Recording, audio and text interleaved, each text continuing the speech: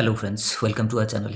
और वैसे तो बहुत कुछ है बात करने के लिए, but let's start with US market. Dow Jones देखें तो डाउ जोन्स आज ऑलमोस्ट 8% ऊपर है। अगर हम नैस्डैक की बात करें तो नैस्डैक भी 12% के आसपास ऊपर था। एक सेकेंड। 12% ऊपर है। और तो अभी जो मार्केट का रिएक्शन है वो फंडामेंटल या टेक्निकल बेस्ड नहीं है, वो टोटली न्यूज़ बेस्ड है। और न्यूज़ सिर्फ अमेरिका पे अभी डिपेंडेंट है, डोनाल्ड ट्रंप पे डिपेंडेंट है।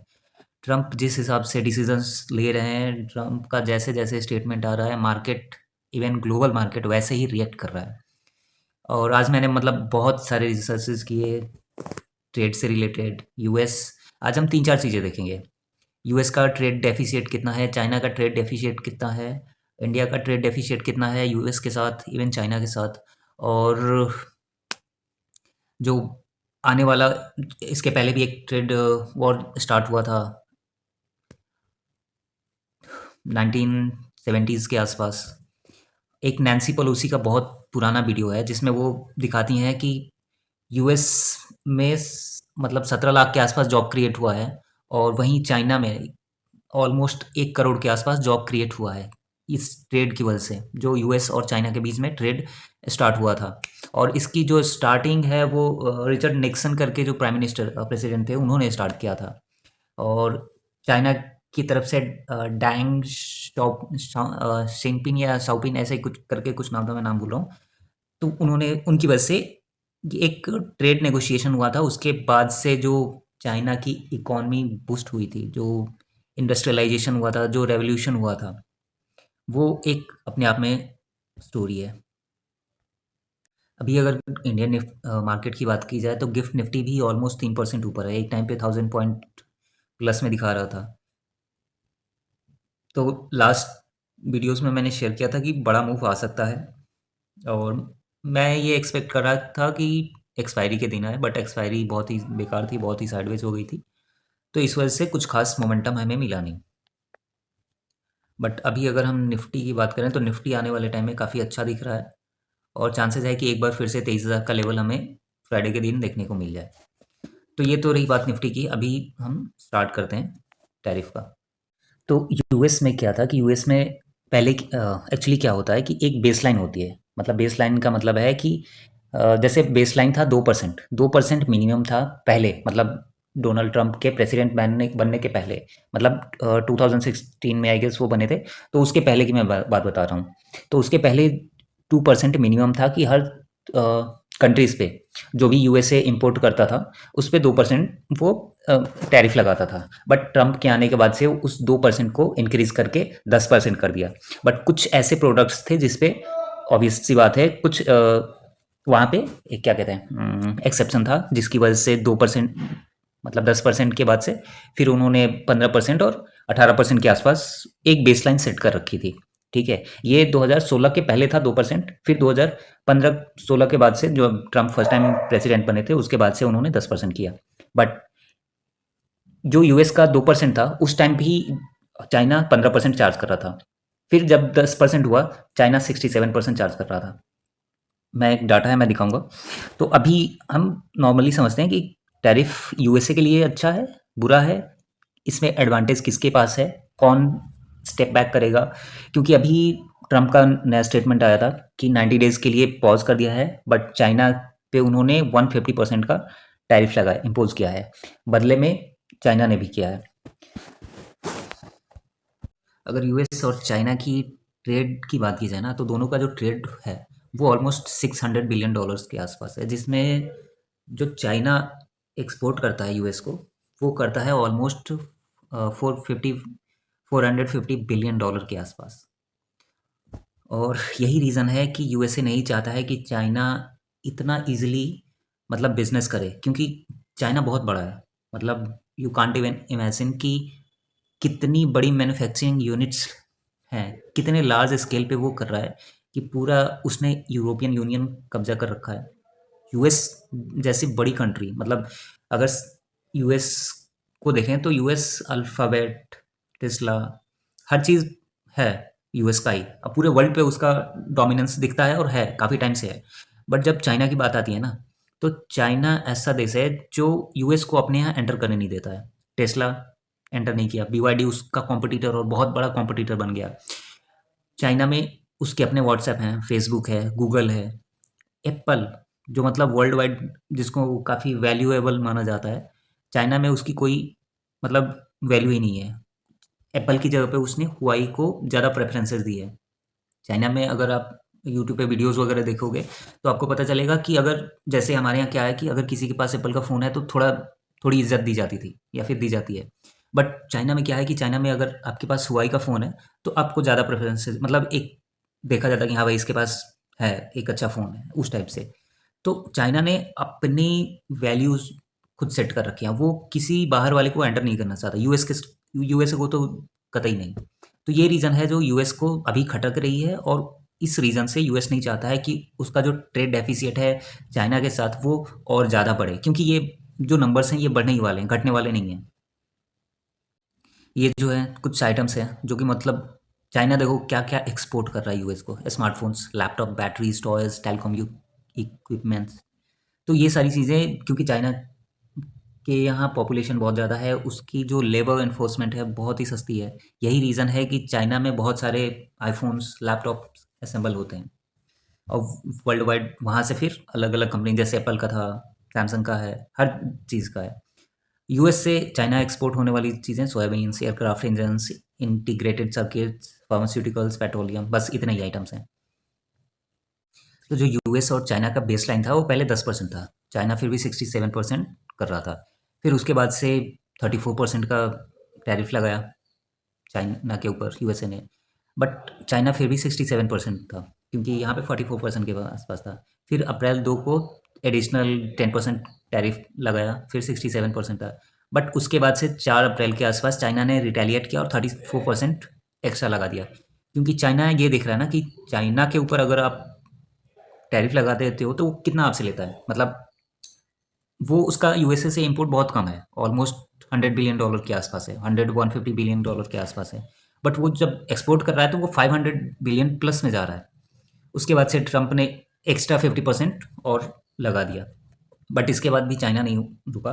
चाइना ने 84% टैरिफ और लगा दिया। मतलब अगर ओवरऑल देखा जाए सिनेरियो, तो यूएस ने चाइना के ऊपर 125% का टैरिफ लगा दिया है, और चाइना ने 151% का। पहले 67% का था, अभी 84% का और एक्स्ट्रा डाल दिया बढ़ने। तो इससे एडवांटेज किसके पास है? एडवांटेज हमेशा चाइना के पास है अगर देखा जाए तो, क्योंकि चाइना बहुत सारी चीज़ें सप्लाई करता है यूएसए को, जैसे हमने बात की।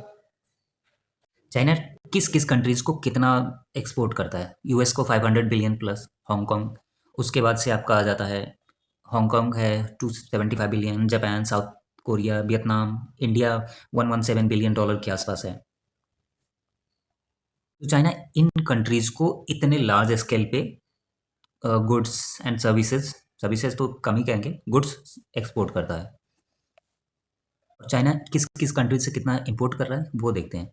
तो अगर टॉप देखें तो ताइवान से ऑलमोस्ट $200 बिलियन के आसपास इंपोर्ट कर रहा है, यूएस से $164 बिलियन के आसपास, साउथ कोरिया से 160, जापान से 160, ऑस्ट्रेलिया, रसिया, जर्मनी, इन सब कंट्रीज से 100 बिलियन, फिर वियतनाम से $92 बिलियन के आसपास कर रहा है। ये अगर हम यूएस की बात करें तो चाइना जो है इंडिया को कौन कौन सी चीज़ें सप्लाई करता है? Electronics, telecommunication, machinery, organic chemicals, plastics, iron, steel, fertiliser, और जो मोस्ट है वो है ऑलमोस्ट $45 बिलियन के आसपास इलेक्ट्रॉनिक्स गुड्स, जैसे फ़ोन्स हो गए, लैपटॉप्स हो गए, ये सारी चीज़ें चाइना हमें इंडिया को सप्लाई करता है। ये लिस्ट है। हमारा जो ट्रेड डेफिशिएट है वो यूएस के साथ सही है, मतलब हम यूएस को ज़्यादा से ज़्यादा गुड्स सप्लाई कर रहे हैं। यहाँ पे हमारा जो ट्रेड डेफिशिएट मतलब ट्रेड जो है वो प्लस में है, $45 बिलियन के आसपास। यूरोपियन यूनियन में भी हमारा प्लस में है, बट हमारा जो माइनस में है जो सबसे ज़्यादा वो चाइना के साथ है। चाइना के साथ हमारा जो ट्रेड डेफिशिएट है वो $85 बिलियन के आसपास है, और ये जो डाटा है ये काफ़ी पुराना है, मतलब अपडेटेड नहीं है। अगर इस टाइम एग्जैक्ट डाटा की बात करें तो ये 85 बिलियन, $100 बिलियन के आसपास आ चुका है। तो देखो दो चीज़ें हैं, यूएस बहुत बड़ा प्लेयर है और चाइना बहुत बड़ा प्लेयर है। यूएस का जो डोमिनेंस था, मतलब पहले वो डोमिनेंस इसलिए शो कर रहा था क्योंकि उसे अपनी पावर दिखानी थी। इसलिए इराक हो, गाज़ा हो, सीरिया हो, कहीं पे भी वॉर होता था वो अपनी मिलिट्री फोर्सेस वहाँ पे भेजता था। इस वजह से उसका जो ईयरली एक्सपेंसेस था वो उसके डिफेंस का जो बजट था उससे बहुत ज़्यादा लगता था, मतलब $2 ट्रिलियन के आसपास था। अफगानिस्तान में उसका गया, फिर उसके बाद से इराक ईरान में भी ऑलमोस्ट 1.5 to 2 ट्रिलियन के आसपास एक्सपेंस किए हैं उसने। अगर आप डाटा निकालोगे तो आपको मिल जाएगा, ठीक है। सेकेंड थिंग, अब उसका जो डोमिनेंस है वो अपनी कंट्रीज को सेव करने के लिए है। मतलब एक होता है ना कि पहले जब आदमी के पास नया नया होता है, उसे पावर दिखानी होती है, तो वो डोमिनेंस करता है, हर लेवल पे अपने आप को शो करता है, चाहे जितना भी खर्चा हो जाए। तो वो अब कर चुका है, अब वो उस चीज़ से ऊपर उठ चुका है। अब ट्रम्प का यही स्टेटमेंट था कि हमें मतलब कहीं पे डोमिनेंस नहीं करना है। उसके पीछे भी रीज़न था कि उसको अपने डॉलर को अप्रिशिएट करना था, डॉलर की जो डोमिनेंस है वो बनाए रखनी थी, ये भी रीज़न था। बट उसको छोड़ देते हैं, वो बहुत बड़ा टॉपिक है। तो अभी क्या है कि अभी यूएस अपने जो भी एक्सपेंसेस है ना उसको कम कर रहा है। तो अभी कहीं पे वॉर होगी तो यूएस अपने आर्मी नहीं भेजेगा, अपने फोर्सेस को नहीं भेजेगा, ठीक है। सेकेंड थिंग ये है कि यूएस जो है अब उसके ऊपर $36 ट्रिलियन का डेट हो चुका है, और इस साल उसका $9 ट्रिलियन का डेट जो है वो मैच्योर हो रहा है, ऑलमोस्ट $9 ट्रिलियन का। उस पे क्या है कि इस रीज़न से वो जो रेट कट्स होंगे वो रेट कट्स करेगा ताकि उसको थोड़ा सा एडवांटेज वहाँ पे मिले। बट इस टैरिफ वॉर में सबसे ज़्यादा फ़ायदा किसको होने वाला है? इस टैरिफ वॉर में सबसे ज़्यादा फ़ायदा उन कंट्रीज़ को होगा जो अपने ऊपर काम कर रहे हैं, इंडस्ट्रियलाइजेशन की तरफ जा रहे हैं, जो कि चाइना ने 1970s के आसपास किया था और 40-45 साल में अपने आप को मतलब एक सुपर पावर की कैटेगरी में एक लाइन में लाके खड़ा कर दिया। सिंगापुर ने सेम चीज़ किया था। तो इंडिया के पास एक गोल्डन अपॉर्चुनिटी है, अगर इंडिया इस चीज़ को अर्ली अडॉप्ट कर ले तो इंडिया के लिए वो एक एडवांटेज रहेगा। हम 10 पिछले 10 साल से make in India, made in India का मतलब कह रहे हैं, कुछ किया नहीं है। अभी पीयूष गोयल का भी स्टेटमेंट था कि मतलब हम ऐसे ऐसे प्रोडक्ट बना रहे हैं, ऐसे ऐसे स्टार्टअप्स ला रहे हैं जो कि मतलब जॉब क्रिएट नहीं कर रही है। जेप्टो है, ऊबर है, मतलब ऊबर क्या, रैपिडो है, ये है। इससे लोगों का जो जॉब है वो स्किल्ड जॉब नहीं है। एक जगह से दूसरे जगह छोड़ना, एक जगह से डिलीवरी लेके कहीं और पे पहुंचाना, कितने लोगों को का जॉब क्रिएशन हो रहा है इसमें। एआई पे काम नहीं हो रहा है, रोबोटिक्स पे काम करो, इस टाइप का कुछ स्टार्टअप आए तब मज़ा आए, ठीक है। ये स्टेटमेंट था उनका। अभी इसको छोड़ देते हैं। तो अभी कहना ये है कि देखो, चाइना इतना आगे निकल चुका है कि अब वो किसी के रोके रुकेगा नहीं। आईएमएफ का एक डाटा अगर तुमने देखा होगा, मतलब मैं शेयर करूंगा बाद में, 2060 तक उसका स्टेटमेंट है, आईएमएफ का डाटा है कि मतलब चाइना नंबर 1 पे पहुंच जाएगा, इंडिया नंबर 2 पे चला जाएगा इकोनॉमी वाइज, यूएस नंबर 3 पे आ जाएगा। बट यूएस ऐसा होने नहीं देगा, लिख के ले लेना। यूएस कुछ ऐसा करेगा जिससे इंडिया और चाइना आपस में मतलब कुछ कन्फ्लिक्ट हो, कुछ वॉर हो, कुछ भी हो जाए। यूएस नहीं चाहेगा कि मेरी जो डोमिनेंस है, मेरा जो पावर है वो चाइना या फिर इंडिया के पास चली जाए। बट अभी शॉर्ट टाइम फ्रेम में देखा जाए तो इंडिया यूएस का रिलेशन अच्छा है। यूएस से इंडिया को फेवर करेगा, यूएसए वियतनाम को फेवर करेगा, यूएसए जापान को फेवर करेगा इवन, कि ताकि चाइना को वो डोमिनेट ना करने दे, ठीक है। वो बहुत पहले भी कर चुका है, आगे भी करेगा। सिंपल सी लॉजिक है, ठीक है। तो अगर हम देखें जैसे कि सबसे बड़ा एडवांटेज कौन उठा सकता है, वियतनाम है, मैक्सिको है, इंडिया है, ताइवान है, ये बड़े प्लेयर बन सकते हैं। बड़े प्लेयर नहीं तो मतलब चाइना को टक्कर तो नहीं देंगे इंडस्ट्रियलाइजेशन या फिर लेबर वगैरह में, सस्ते लेबर में, बट है चांसेस है कि ये कुछ भरपाई कर पाएँ। तो यही रीज़न है कि अब देखो, यूएसए जो है वो अपना एलाई ढूंढेगा। एलाई सबसे बड़ा एलाई उसका हो सकता है कि इंडिया निकल के आ जाए। इंडिया तो है, फ्रेंड्स है सबका, बट इंडिया कितना काम आएगा ये देखने वाली बात होगी। क्योंकि अभी बीवाईडी को हमने मना कर दिया था, इंडिया ने साफ मना कर दिया कि हम बीवाईडी को एंटर नहीं करने देंगे, बस। बट टेस्ला हम एंटर कर रहे हैं।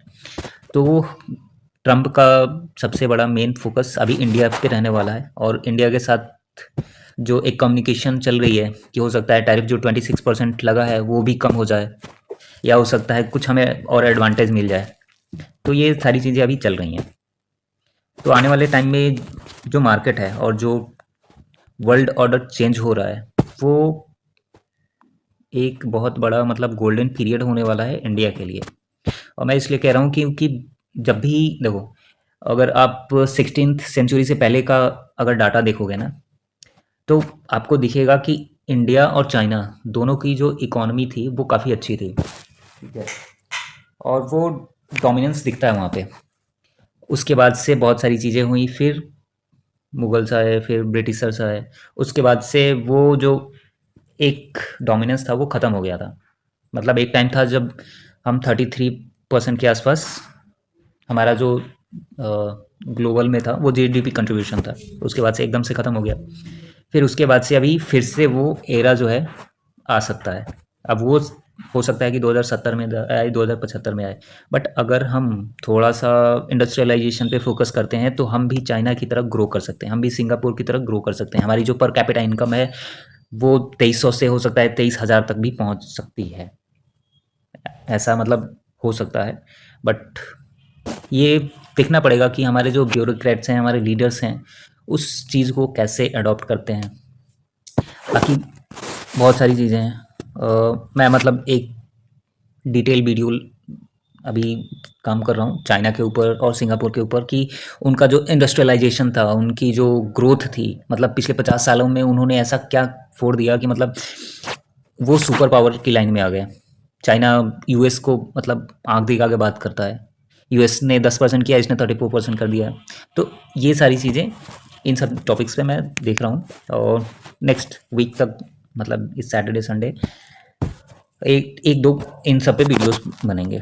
तो स्टे ट्यून्ड। और यार, अगर देखो वीडियो पसंद आता है, अगर कुछ कुछ भी चीज़ क्लिक करती है ना तुम्हें, तो तुम शेयर करो अपने ट्रेडर्स भाई के साथ, बंधु के साथ, दोस्त के साथ। ठीक है। जो देखो, मैं बेसिकली क्या है ना कि जो फाइनेंस से रिलेट कर पाते हैं, जो जुड़े हुए हैं, उनके लिए है। तो अगर आप फाइनेंस से रिलेटेड, और अभी का जो टाइम है ना, अभी जो पीरियड चल रहा है, मतलब टैरिफ वॉर चल रहा है यूएस चाइना के बीच में, तो इन सब टॉपिक्स को आप इग्नोर नहीं कर सकते। अगर आम आदमी हो तभी इग्नोर नहीं कर सकते, और फाइनेंस के स्टूडेंट हो तब तो कतई नहीं करनी चाहिए। क्योंकि ये ऐसी है कि मतलब सेंचुरीज में एक बार आती है। ठीक है। मतलब अगर कोई इकोनॉमिस्ट होगा या फिर कोई इकोनॉमिक्स का स्टूडेंट रहा होगा, तो आपको दिखेगा कि मतलब पिछले 50 साल में तो ये फर्स्ट टाइम आया है। 70s में आया था। नैन्सी पेलोसी ने यूएस जो पार्लियामेंट होता है उसमें उसने काफ़ी अच्छे से एक्सप्लेन किया था। बट उसके पहले अगर देखें तो 1920 मतलब 9 के आसपास या 1930 के आसपास हुआ था। उसके पहले कभी नहीं हुआ है। तो बस सही है।